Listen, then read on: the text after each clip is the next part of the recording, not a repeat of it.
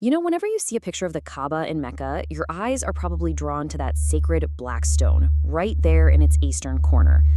But if you look really close, you'll see it's not one solid stone. It's actually a bunch of fragments, all held together by a silver frame. And that frame? Well, it holds a violent secret. It's a forgotten story about a day when the holiest site in Islam was just completely drenched in blood. So let's uncover the history behind those cracks. So yeah, that's the big question we're tackling today. Why is it broken? The answer isn't some simple accident or just the result of old age. Nope, it's a scar from one of the most brutal and honestly shocking events in Islamic history, an event that for the most part has been totally forgotten by the outside world. Okay, so to really get why the stone was shattered, we first have to understand the incredible sanctity of its home.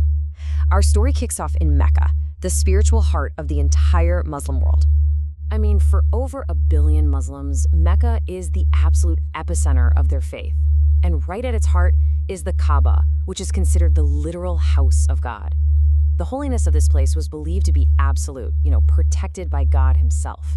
But back in the 10th century, that belief would be challenged in the most horrific way you can possibly imagine.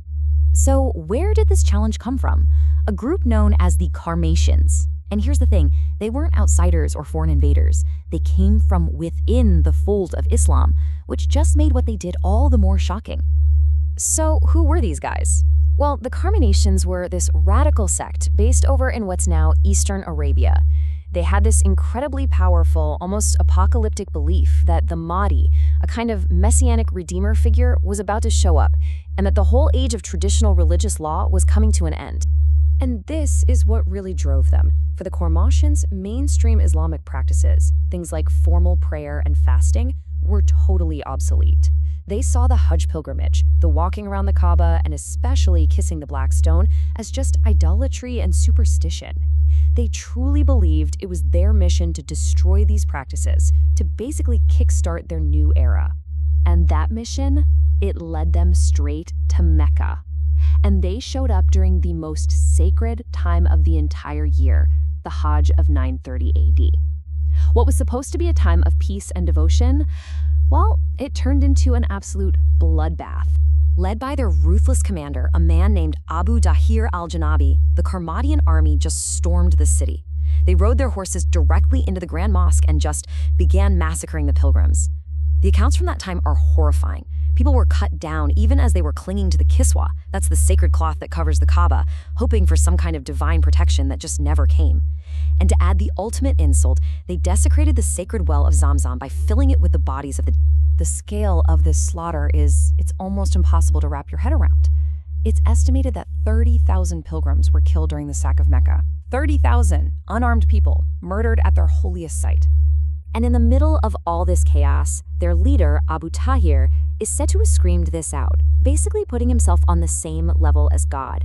He even reportedly challenged God to send down the mythical birds that, according to the Quran, had protected the Kaaba from an army of elephants centuries before.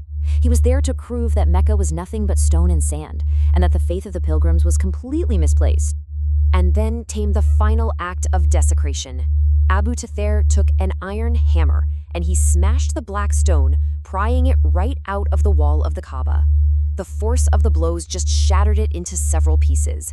He then took those pieces as a trophy, a symbol that he had broken the very heart of Islam itself. The attack was over, but the trauma, that was just getting started. For the next 2 decades, the entire Muslim world was left in this state of shock and paralysis, just grappling with this profound spiritual crisis. For 22 years, the black stone was gone. An entire generation grew up without the focal point of the Hajj pilgrimage being in its rightful place. I mean, think about that. This central symbol was just missing. And because of all the fear, the Hajj itself was actually suspended for several years. The Kaaba still stood, but it was incomplete.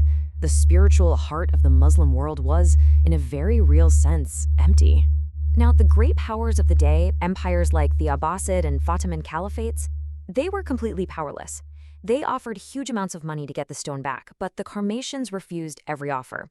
For them, the stone wasn't about wealth. It was leverage. It was proof of their ideological victory. They just kept it at their capital in Hajar. So, how did this crisis finally end?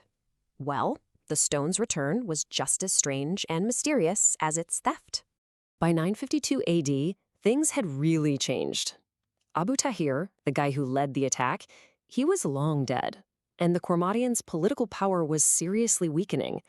Without their fanatical leader and facing their own decline, the stone became less of a symbol of power and, frankly, more of a burden.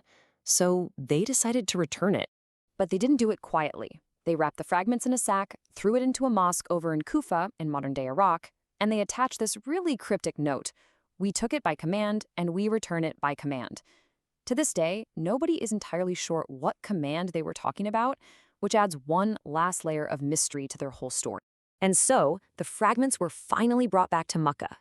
They were carefully pieced back together and bound in that silver frame that we see today. So when you look at the black stone, you're not just looking at a sacred relic, you're looking at a scar, a permanent, physical reminder of the day Mecca wept. So we're left with this final question. This story, which has largely been erased from mainstream history, is just so powerful. What does this shocking event tell us about how absolute belief, when it's combined with military power, can lead people to desecrate the very things that others hold most sacred? It's a lesson from the 10th century that feels just as relevant today.